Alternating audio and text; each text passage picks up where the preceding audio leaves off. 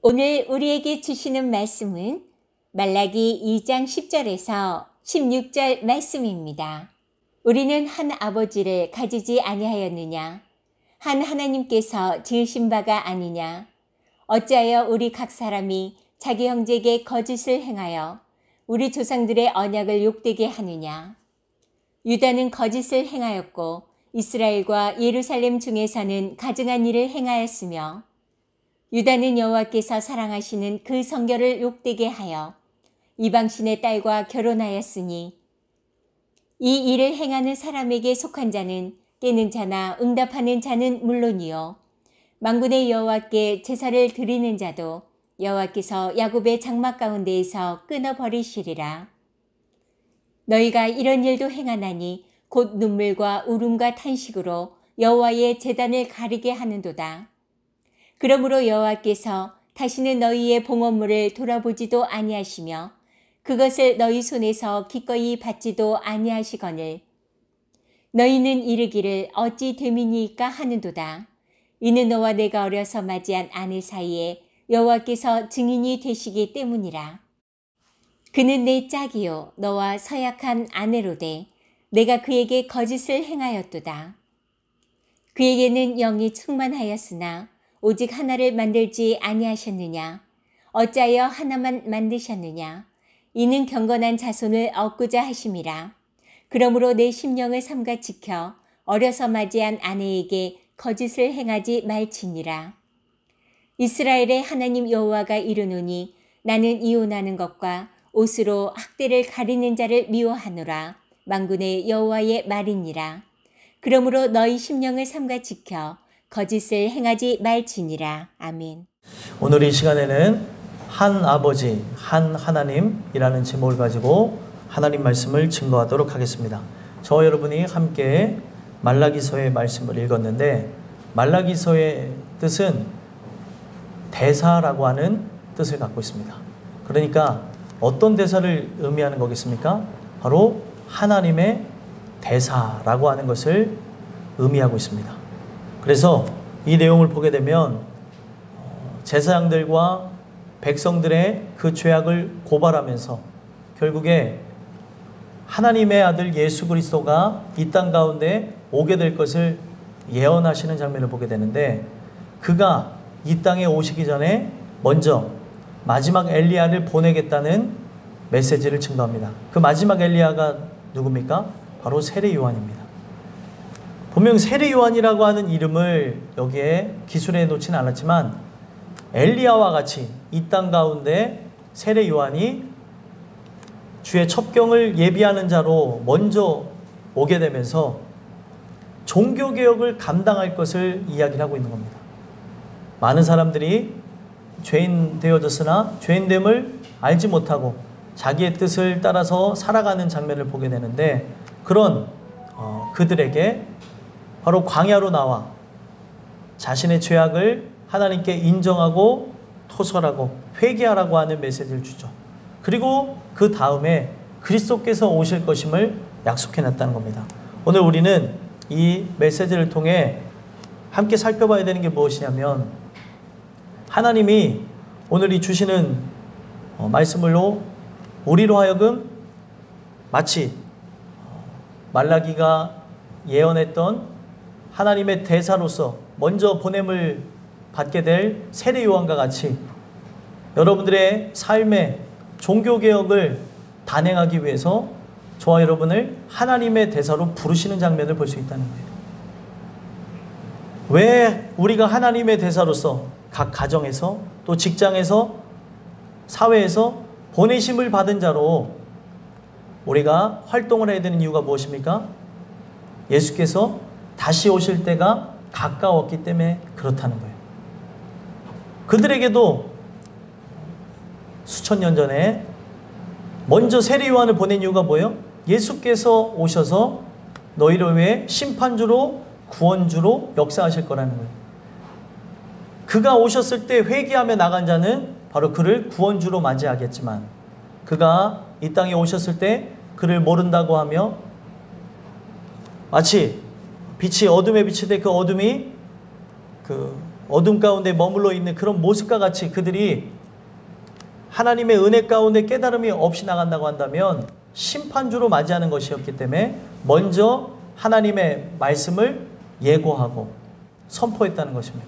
오늘도 마찬가지죠. 여러분들이 하나님의 대사로 세례 요한과 같이 여러분들의 삶의 전선에서 복음을 증거하실 때 다시 오실 주님을 그들이 영광 중에 보게 되어진다는 사실입니다. 저는 그래서 오늘 이 말씀을 통해 바로 말씀을 받는 우리부터 점검하면서 한 아버지, 한 하나님을 만난 자로 오늘 우리가 어떤 삶을 살아가는지 돌아보며 육신의 삶을 분명히 비추면서 영적인 걸 우리에게 말씀하실 때 나는 성경에 적혀져 있는 그대로 여호와 하나님이 나의 아버지가 되시고 예수 그리스도가 바로 나의 신랑이 된 분인지 살펴보면서 여러분들의 삶을 점검하고 또 저의 삶을 점검하고 하나님의 대사로서 역할을 감당하는 그런 은혜가 있었으면 좋겠습니다. 그래서 한 아버지, 한 하나님이라는 말씀을 통해서 여러분들에게 말씀을 나누고자 하는데 오늘 본문 10절에서부터 16절까지의 말씀을 보게 되면 백성들의 문란한 결혼 생활을 책망하는 장면을 봅니다. 그래서 우리가 얼핏 보면은 하나님께서 육신의 결혼 생활을 책망하면서 메시지를 전달하는 게 아닌가라는 생각을 가질 수도 있겠지만 이거는 본래 취지가 무엇이냐면 육신적인 결혼 생활도 바로잡는 것도 사실이지만 영적인 결혼 생활이 온전해야 되는 것임을 살펴보게 하기 위해서 이 말씀을 줬다는 거예요. 그래서 10절에 뭐라고 시작을 합니까? 한번 읽어보겠습니다. 시작. 우리는 한 아버지를 가지지 아니하였느냐? 한 아버지께서 지으신 바가 아니냐? 어찌하여 우리 각 사람이 자기 형제에게 거짓을 행하여 우리 조상들의 언약을 욕되게 하느냐? 아멘. 자, 여기 시작하는 이 내용을 보니까 한 아버지, 한 하나님에 대한 얘기가 나오죠. 우리가 한 아버지라고 하는 이 내용을 보게 되면 어떤 걸 얘기하는 거예요?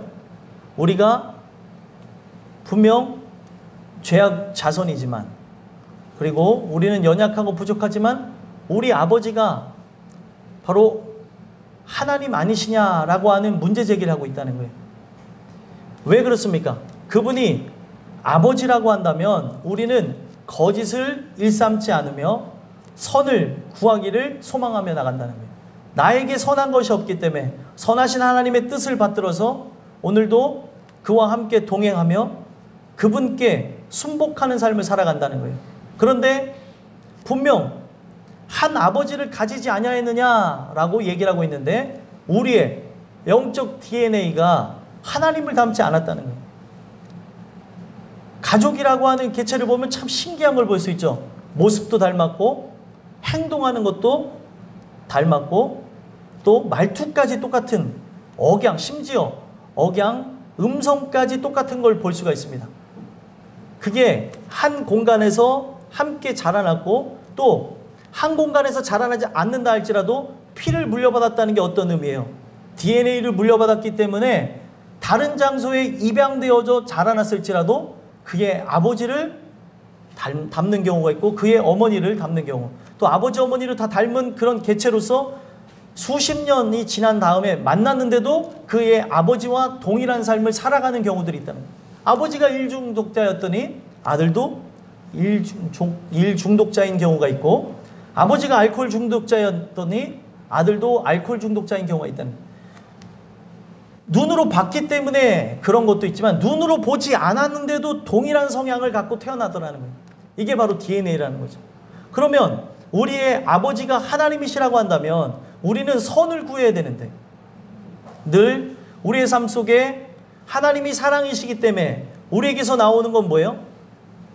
우리는 하나님의 놀라운 그 사랑과 또 그리스도의 은혜에 빚진 자이기 때문에 사람들에게 사랑을 행하며 빚진 자로서 살아가야 되는데 모든 사람들에게 어떤 존재라고 한다 할지라도 빚진 자로서 역할을 감당해야 되는데 그러지 못한 모습을 볼 수가 있다는 거예요. 성경은 분명 우리에게 얘기하고 있죠. 우리는 1만 달란트를 탕감받은 죄인이라는 거예요. 그래서 1만 달란트는 갚을 수 있나요? 갚을 수 없나요? 갚을 수 없죠.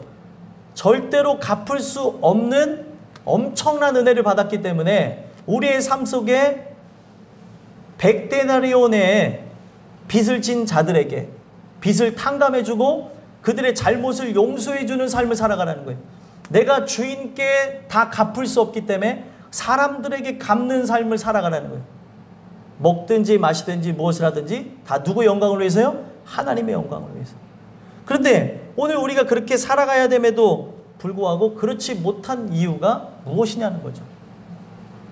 성경은 우리가 분명히 아버지를 닮아야 되는데 아버지를 닮지 않은 이유가 무엇이라는 거예요? 우리의 아버지가 다르다는 거예요.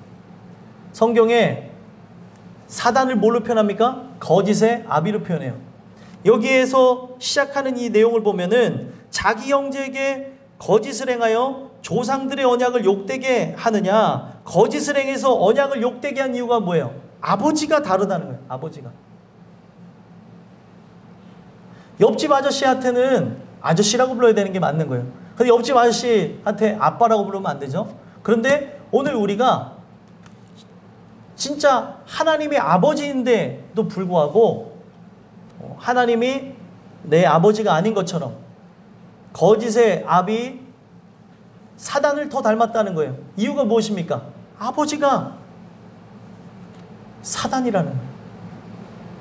닮은 이유는 딱 하나입니다. 내가 아직 거듭나지 않아서라는 거예요. 그래서 여기에 아버지가 하나이기도 하지만 하나님도 한 분이라는 얘기를 해요. 오늘 여러분들과 제가 하나님을 만나는 이유가 무엇입니까? 하나님을 만나야 그 하나님을 통해 새롭게 지으심을 받게 되어지는 거예요. 그래서 그 하나님이 하시는 그 역사가 무엇입니까? 바로 창조라는 거예요. 창조. 봐라. 이 지으신 바가 아니냐? 짓다라고 하는 게 어떤 의미예요? 바로 하나님이 창조하다는 의미예요. 흙으로 사람을 지으시고 그 코에 생기를 불어넣어서 생명이 되어야 되는 건데 오늘 우리가 하나님께로서 나지를 않게 되어졌다면 오늘 우리가 아버지가 사단일 수 있는 것은 당연한 거라는 거예요. 그 하나님이 하시는 게 뭐예요? 창조의 역사. 그래서 제가 설교 중에도 여러 번 강조하고 말씀드린 게 무엇입니까? 6일간의 천지 창조는 아직 끝난 게 아니에요. 나에게 진행돼야 그 창조가 끝이 나는 거고 제 7일을 맞이할 때가 가까이 오는 겁니다. 내가 하나님의 주신 은혜를 통해서 새롭게 창조함을 받지 않는다면, 창조가 나에게 진행되어져서 천지가 개벽되어지면서 새로운 개체로 새롭게 지으심을 받지 않게 되어진다면 오늘 우리는 하나님께로서 난 자라고 얘기할 수가 없다는 거예요. 분명 얘기하죠. 혈통, 육정, 사람의 뜻으로 나는 것이 아니라 하나님께로서 난 자. 그러면 여러분들이 하나님 말씀을 함께 나누고 있기 때문에 우리가 경험하고 또 부르짖어야 되는 하나님이 누구예요? 여호와 하나님. 또 우리가 만나야 되는 신랑은 누구십니까? 바로 예수 그리스도입니다. 그런데 한 하나님이 역사에서 지으심을 받았는데, 지음을 받았는데, 그리고 한 아버지가 바로 우리 하나님이신데 어떻게 다 다른 모습을 갖고 있냐는 거예요. 심지어 그 다른 모습을 갖고 있는 것뿐만 아니라 형제에게 거짓을 행해서 언약을 욕되게 했다는 거예요. 오늘 여러분들과 제가 살펴봐야 되는 게 무엇이냐면 하나님의 언약이 뭐예요? 하나님의 약속은 이 성경의 구약 신약으로 기술되어지면서 바로 우리를 구원하시고 우리가 하나님의 백성이 되어져서 영광 돌린다는 의미로 이 내용들이 쭉 기술되어져서 나갔다는 거예요. 그러면 그 언약하심 그대로 내가 하나님 안에 거하고 또 하나님이 내 안에 계셔서 하나님의 뜻 가운데 나가야 되는데 문제가 무엇이냐는 거예요. 다른 하나님을 구하고 있고 다른 아버지가 내 아버지가 되어져 있다는 거예요. 성경에 분명히 여호와 하나님만을 얘기하고 있는데 성경에 구원받지 못한 자들을 보니까 자기는 구원받은 줄 알고 부르짖는 대상을 봤더니 바알 하나님을 찾고 있고 금송아지 하나님을 찾고 있고 또 성경에 보니까 각종 우상들을 자기가 섬기면서 하나님의 이름을 부르짖고 있다는 거예요. 왜 이런 일들이 일어났는가? 하나님이 분명히 언약한 백성인데 왜 이런 일이 일어났는가? 하고 봤더니 11절에 정확한 문제를 짚고 있습니다. 다른 것 때문에 생겨난 것이 아니라 바로 결혼 문제 때문에 이것이 진행되어졌다는 걸 얘기하고 있어요. 11절 한번 읽어보겠습니다. 시작. 유다는 거짓을 행하였고 이스라엘과 예루살렘 중에서는 가증한 일을 행하였으며 유다는 여호와께서 사랑하시는 그 성결을 욕되게 하여 이방신의 딸과 결혼하였으니. 아멘. 자, 이런 일들이 일어나는 이유가 무엇이냐면 유다는 거짓을 행하였고 이스라엘과 예루살렘 중에서 가증한 일을 행하였으며. 자, 거짓과 가증한 일을 했다는 거예요. 거짓이라는 게 무엇이냐면 덮는다는 뜻을 갖고 있어요. 뭘 덮냐면 진실한 모습, 나의 본래 모습은 감추고 꾸며낸 모습을 드러내는 걸 거짓이라고 합니다.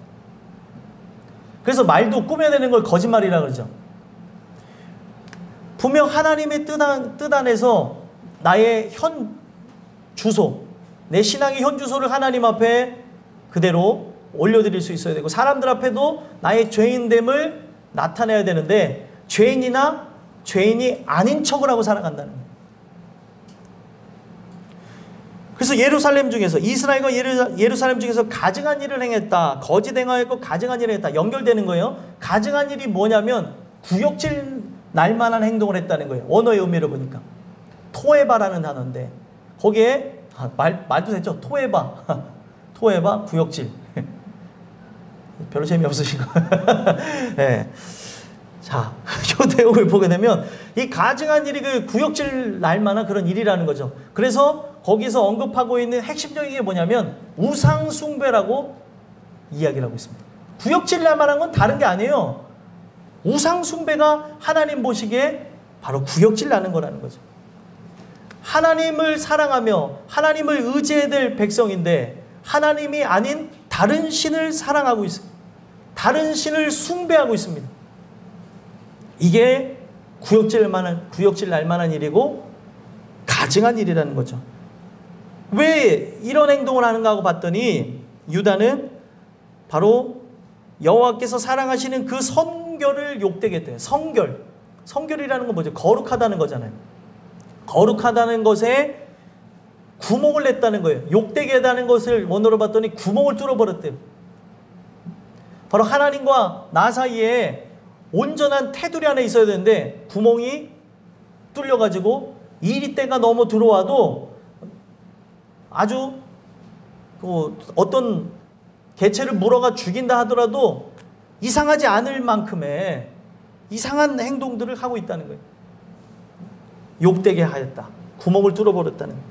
그 이유가 무엇인가? 이런 거짓과 가증한 것과 욕되게 하는 이유가 무엇인가 하고 봤더니 이방신의 딸과 결혼을 했다는 거예요. 성경에 죄악이 관영하는 장면을 보게 되어지면 죄악이 관영하는 장면이 창세기 5장에 보면은 나와요.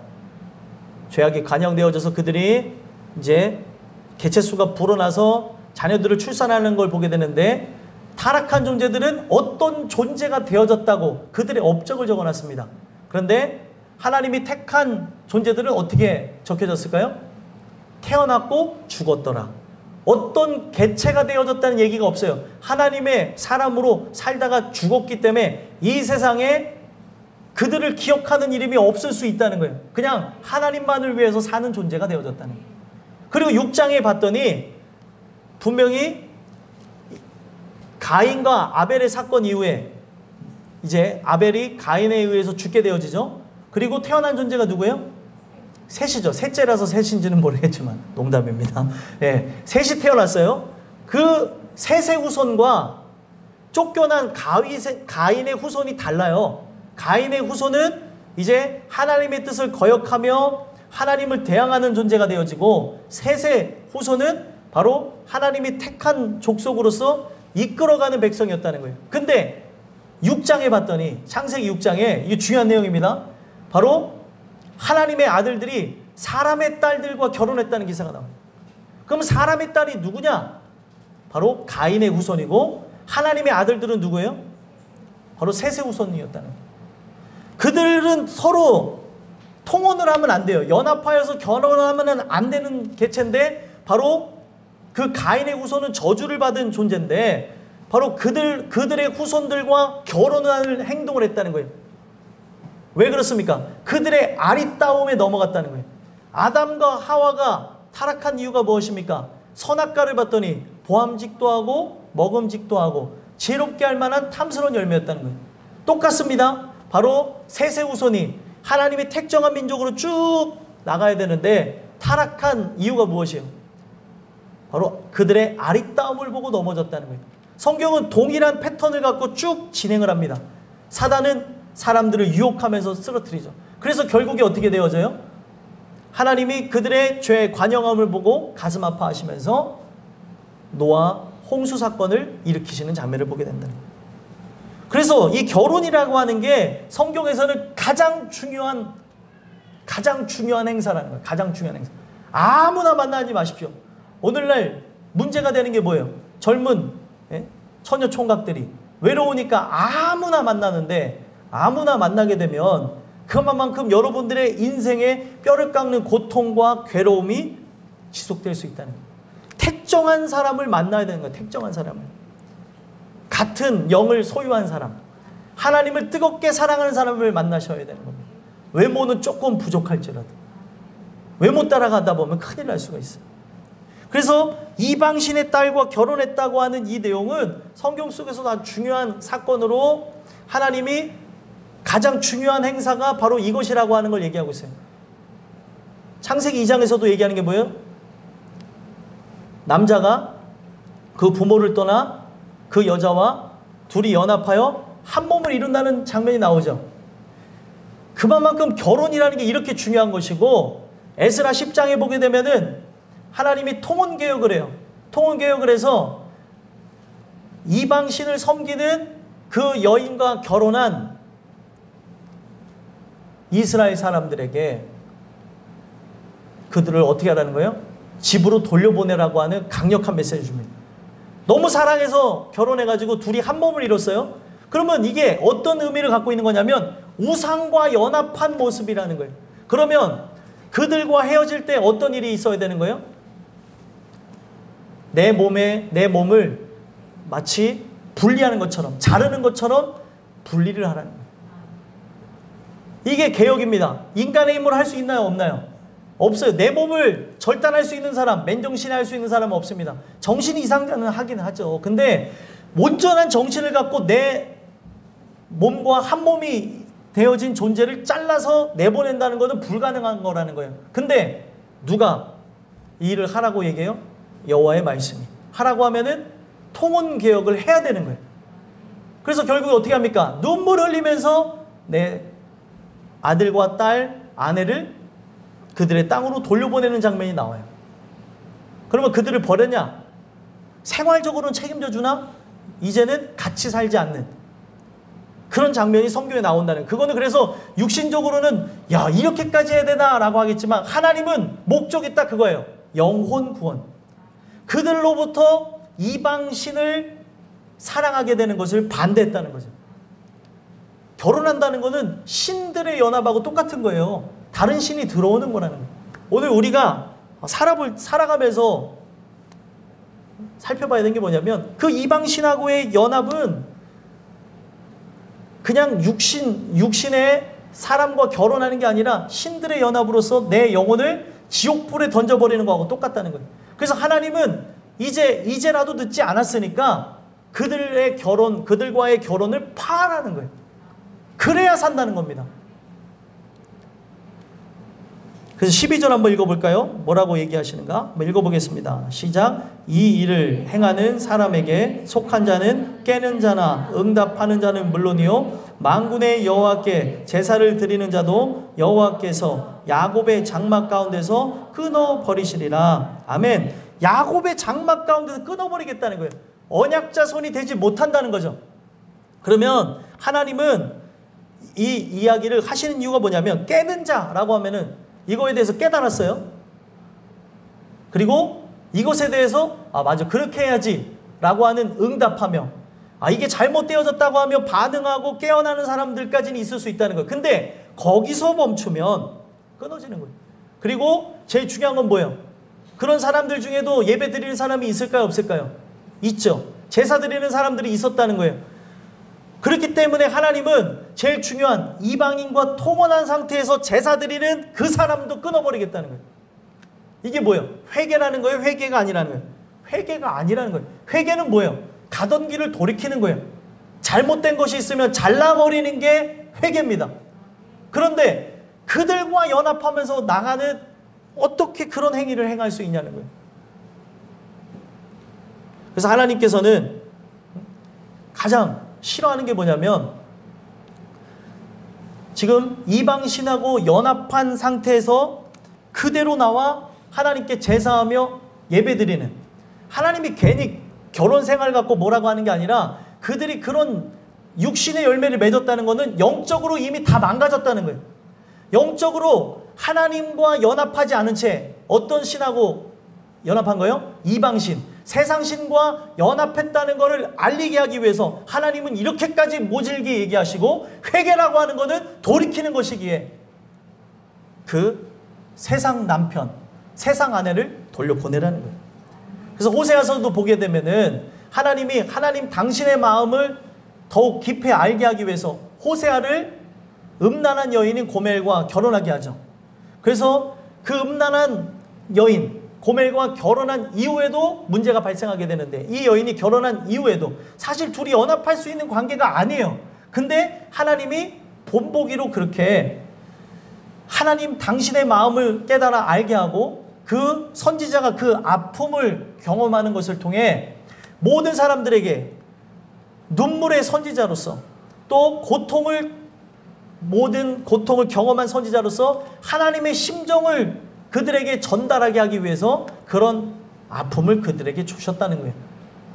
그런데 아니라 다를까, 이 고멜이라는 여인이 자녀를 낳고 사는 중에도 어떻게 했습니까? 이 음욕이 불타서 간음을 저지르며 호세아를 떠나갔다는 거예요. 그래서 세상 남편이 생겼었습니다. 근데 어떻게 하는 거예요? 그런 자를 용서하라는 거예요. 얼마나 죄악으로 나갔는지 자신의 죄악 때문에 종이 된 그를 값을 치러서 다시 사오라는 거예요. 이게 하나님의 사랑입니다.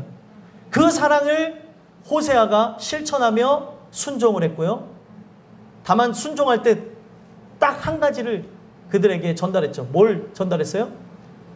모든 걸 다 잊어주고 모든 걸 다 용서할 테니 너가 만났던 세상 남편을 버리고 오라는 거예요. 근데 고멜이 하려고 하는 행동, 이스라엘이 하려고 하는 행동, 오늘날 저와 여러분이, 또 우리가 전달해야 될 전달자들이 하는 행동이 뭐예요? 하나님의 전에 나오는데, 다시 가정으로 돌아오는데 뭐를 데리고 들어오려는 거예요? 세상 남편, 세상 아내를 데리고 들어오려고 한다는 거예요. 말이 됩니까? 안 됩니까? 절대 안 되는 행동을 하고 있다는 거예요. 그래서 하나님이 13절에 뭐라고 얘기하는 거예요? 한번 읽어보겠습니다. 시작. 너희가 이런 일도 행하나니 곧 눈물과 울음과 탄식으로 여호와의 제단을 가리게 하는도다. 그러므로 여호와께서 다시는 너희의 봉헌물을 돌아보지도 아니하시며 그것을 너희 손에서 기꺼이 받지도 아니하시거늘. 아멘. 자, 이런 일도 행한다라고 하는데, 우리가 겉으로 봤을 때는 이걸 깊이 묵상하지 않으면, 제단에 나오는데 눈물과 울음과 탄식으로 나오면 좋은 거예요, 나쁜 거예요? 좋은 거죠. 근데 이것이 바로 제단을 가린다고 얘기하고 있어요. 이유가 무엇입니까? 세상 남편의 손을 붙잡고 세상 아내의 손을 붙잡고 제단에 나오는 거예요. 말이 됩니까? 안 됩니까? 말이 안 되는 거죠. 그래서 그들의 봉헌물을 하나님이 돌아보지 않는다는 거예요. 이거는 회개입니까? 회개가 아닙니까? 회개가 아니에요. 잘못된 거를 알면서 그 길을 계속 가요. 잘못된 거를 머리로는 이미 알아요. 그래서 말로는 막 고백을 해요. 아, 내가 이 길을 걸어가면 안 되는데 제가 또 이 길을 걸어갑니다. 성경은 그냥 이것을 머리로 가르침을 받은 거를 인지하고 인식하고 외우는 게 아니라 하나님 주시는 은혜를 통해 실제를 체험하고 깨달아야 되는 거예요. 그래서 내가 죄인이기 때문에 하나님 앞에 눈물을 흘려가면서 할 때 그 전에 어떻게 하래요? 하나님 앞에 나오기 전에 사람과의 문제가 있으면 사람과의 문제를 풀고 여호와의 전에 나오라고 하는 것처럼 이 세상 남편, 세상 아내를 버리고 나와야 된다는 거예요. 근데 세상 남편, 세상 아내를 버리지 아니하고 이방 신을 그대로 사랑한 채 그 이방 신과 함께 나오고 있으니 이게 어찌 말이 되냐는 거예요. 이거는 육신의 결혼 생활을 얘기하는 것 같지만 실제로 그들이 그런 행동을 했었고요. 하나님이 아파하는 건 뭐예요? 이 모습이 신랑인 하나님을 무시한 채 신부된 이들이 바로 누구를 사랑한다는 거예요? 이방신을, 세상신을 사랑하는 것을 꼬집고 나가게 하기 위해서 이런 얘기를 했다는 거예요. 그런 모습으로 나오기 때문에 울고불고 한다 할지라도 뭐를 받지 않는데요? 봉헌물을 하나님이 받지도 아니하시고 너희 손에서 기꺼이 받지도 아니하신다. 그 손이 어떻기 때문에요? 더럽다는 거예요, 하나님. 이 손이 깨끗한 채로 드려도 하나님이 받으실까 안 받으실까 고민해야 되는 게 인생인데 더러운 상태로 말로만 형식에 이제 일관한 채 아우 하나님 잘못했습니다. 잘못했습니다. 습관적으로 회개하는 신용을 하나 진정한 돌아봄이 없기 때문에 여러분들 삶 속에 하나님께 기도하는 이유가 뭐예요? 진정한 회개를 위해서 기도하시는 겁니다. 진정한 회개가 일어나지 않은 채 똑같은 것을 반복한다면 성경은 뭐라고 해요? 개가 토한 거를 겨우는 것처럼 우리가 하는 행동이 성경은 역겹다라고 얘기하고 있어요. 강하죠. 하나님 말씀이에요. 하나님의 언어예요. 하나님은 그것 자체 우상 숭배를 어떻게 좋게 바라볼 수 있겠습니까? 여러분들 이중생활을 하는 여러분들의 남편과 여러분들의 아내를 어떻게 이해할 수 있겠냐는 거예요. 그렇게 하면서 여러분들 앞에 와서 사랑한다고 하면서 내가 그걸 다 알고 있다면 그게 어떻게 좋을 수 있겠냐는 거예요. 하나님도 동일합니다. 질투하는 하나님이에요. 나한테 나와 진짜 동일한 사랑, 그 사랑을 서로 교감하며 나가야 되는데 다른 걸 사랑하면서 나한테 와 사랑한다고 하니 하나님은 역겹다고 얘기합니다. 그래서 이러한 것을 해결하고 오라는 거예요. 해결하고. 그래서 14절에 뭐라고 얘기합니까? 한번 읽어보겠습니다. 시작. 너희는 이르기를 어찌 됨이니까 하는도다. 이는 너와 내가 어려서 맞이한 아내 사이에 여호와께서 증인이 되시기 때문이라. 그는 내 짝이요 너와 서약한 아내로 돼 내가 그에게 거짓을 행하였도다. 아멘. 여기서 밝혀지는 게 이스라엘 사람들이 분명히 이방신의 딸과 결혼을 하였는데 이방신의 딸과 결혼하기 이전에 성경은 누가 있었다는 거예요? 아내가 있었다는 거죠. 어린 아내가 서약한 어린 아내가 지금도 존재한다는 걸 얘기하는 거예요. 지금 이 이야기를 하는 이유가 뭐예요? 그냥 그들의 문란한 결혼 생활을 파헤치려는 것이 아니라 하나님과 혼인 서약을 했는데 서약할 수 없는 상태에서 이방신의 딸과 결혼을 하고 그렇게 나가고 있으니 이게 온전한 일이냐는 거예요. 하나님이 증인인데 하나님이 결혼 예배 가운데 입회하에 결혼을 했는데 이런 행동들을 일삼으며 나가고 있으니 이게 말이 되는 행동이냐는 거예요. 그래서 오늘 우리가 살펴봐야 되는 게 무엇이냐면 하나님이 그들의 육신의 결혼 생활도 바꾸시기 위해서 한 말씀이기도 하지만 제일 중요한 건 뭐예요? 하나님이 버려졌다는 거예요. 우리의 신랑 되신 하나님이 버려지고 내가 신부로서 아내로서 그 역할을 감당하며 그분과 연합되어져야 되는데 그러지 못한 상태로 나가고 있다는 거예요. 나에게 짝이 있는데 나의 짝은 누구예요?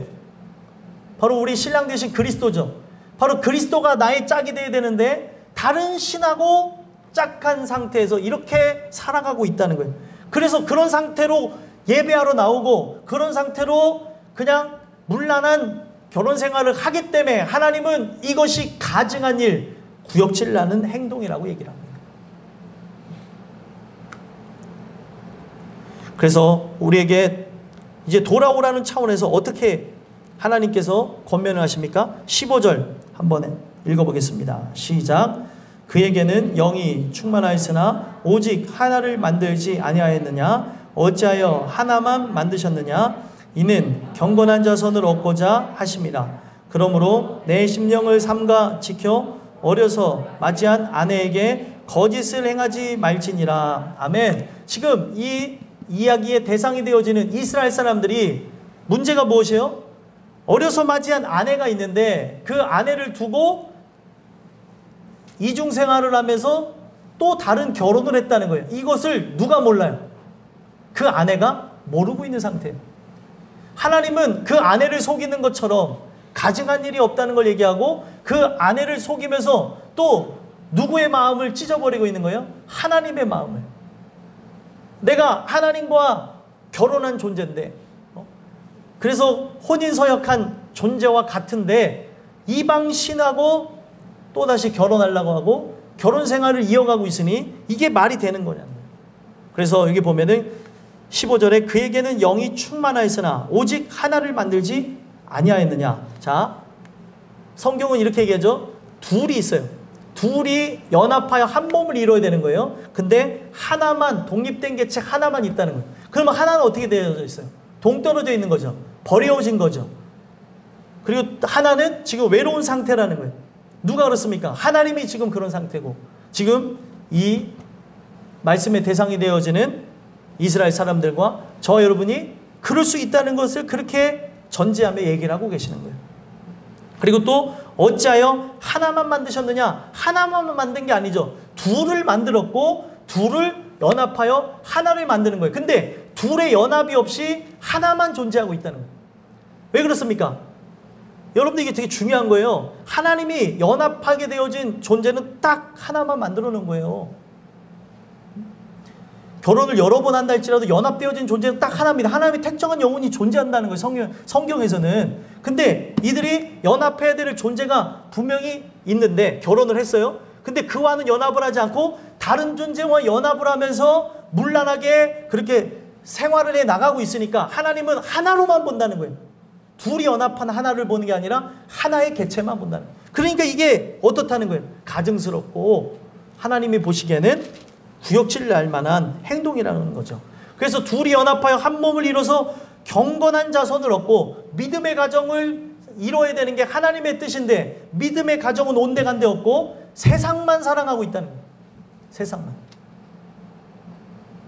여러분들 우리가 이 말씀을 들으면서 잘 들어야 되는 게 청년들 특히 잘 들으세요.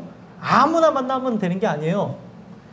예수 믿지 않는 사람 만날 수 있어요. 근데 예수 믿지 않는 그 사람이 이제 만나서 결혼까지 이제 가게 되는 상황이라면 어디까지 봐야 되는 거냐면 그 사람이 끝까지 아직 예수를 모르지만 내가 예수를 믿기를 원하는 사람하고는 만날 수 있어요. 근데 그런 사람이 아니라면 다시 생각해 봐야 되는 거예요. 우리의 삶 속에. 아무나 만나지 말라는 거예요. 외롭다고. 청년들 잘 들으세요. 외롭다 아무나 만나지 마세요. 서로들 쳐다보지 마시고 웃지 마시고. 아니 이게 중요한 내용이 아무나 만나면 평생 고생합니다. 평생. 그래서 이 내용 속에서 얘기하고 있는 게 무엇이에요? 경건한 자손을 얻어서 신앙이라는 건 물려줄 수 없지만 주의 복음을 증거하는 것을 통해서 그 가정이 믿음의 가정으로 동일한 개체, 혈통, 육정, 사람의 뜻으로 나는 것이 아니라 하나님께서 난 자들이 많이 나타나는 가정을 위해서 하나님이 이 일을 진행하신다는 거예요.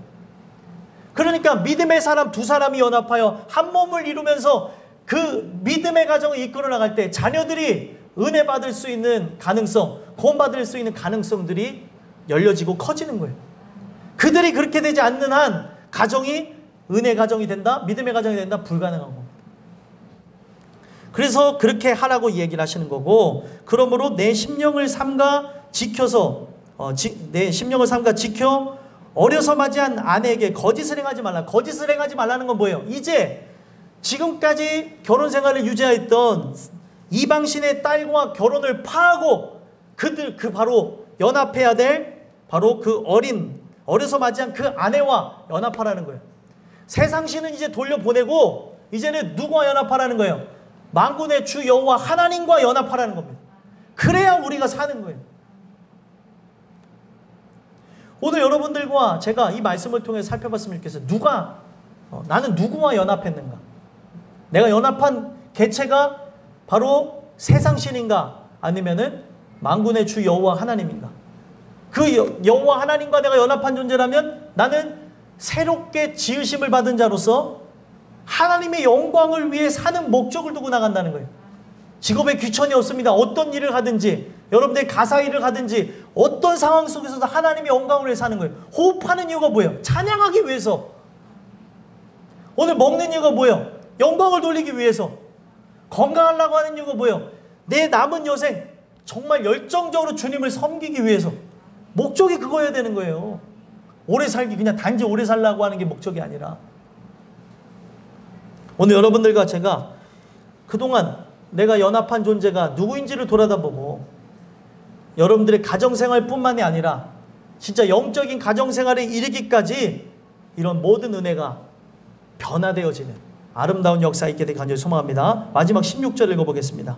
읽겠습니다. 시작. 이스라엘 하나님 여호와가 이르노라 나는 이혼하는 것과 옷으로 학대를 가리는 자를 미워하노라. 만군의 여호와의 말이니라. 그러므로 너희 심령을 삼가 지켜 거짓을 행하지 말지니라. 아멘. 자, 이 내용을 보니까 하나님은 이혼하는 것을 미워한다고 얘기해요. 왜 이 말을 하는 것 같습니까?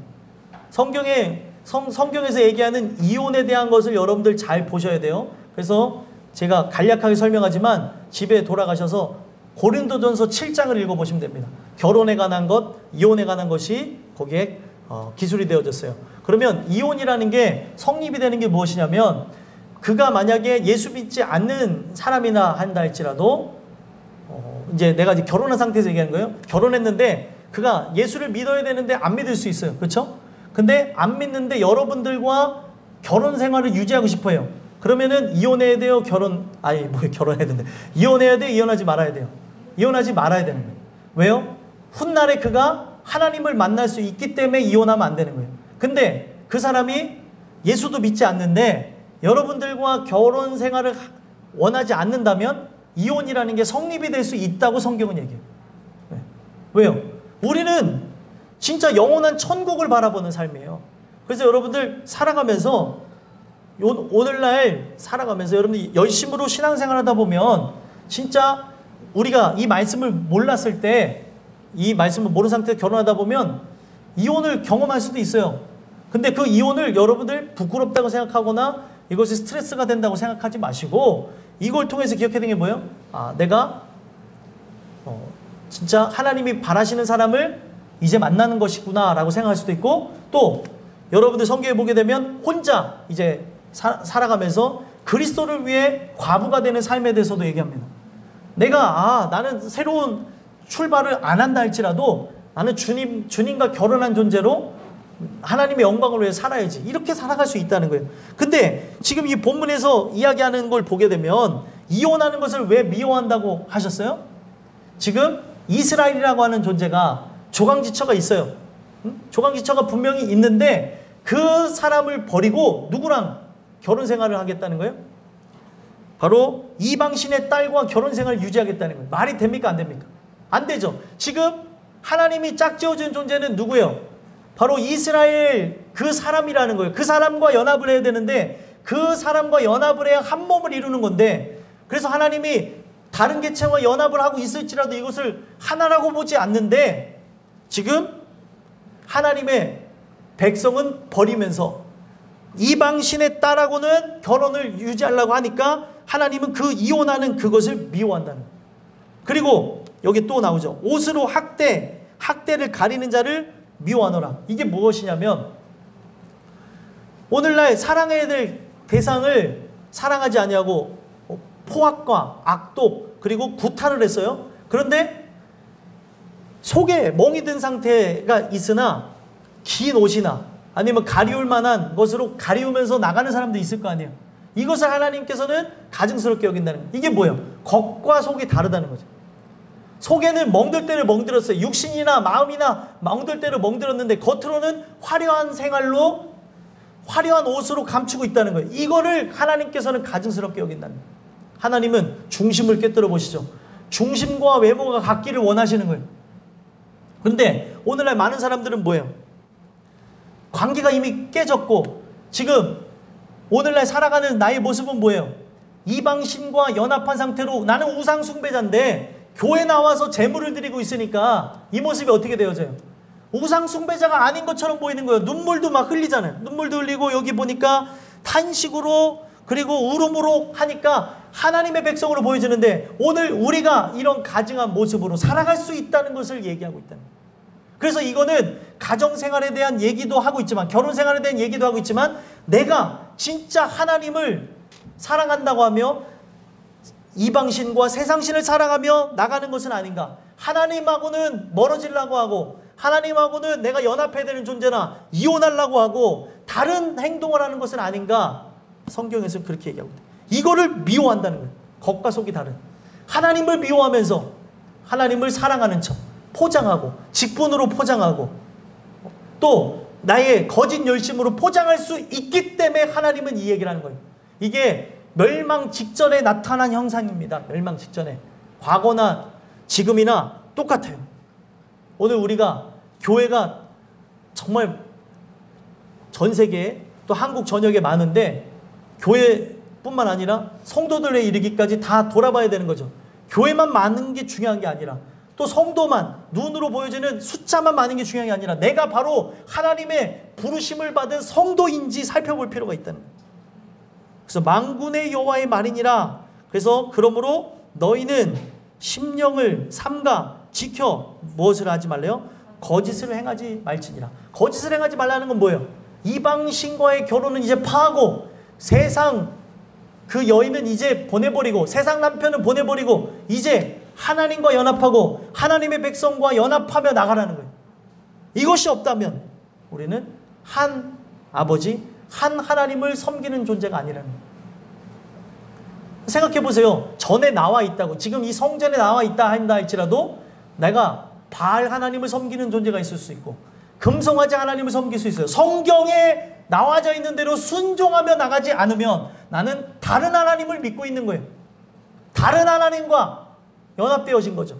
오늘 이런 모든 행동들이 하나님 앞에서 은혜로 빛비침을 통해 드러났으면 좋겠고요.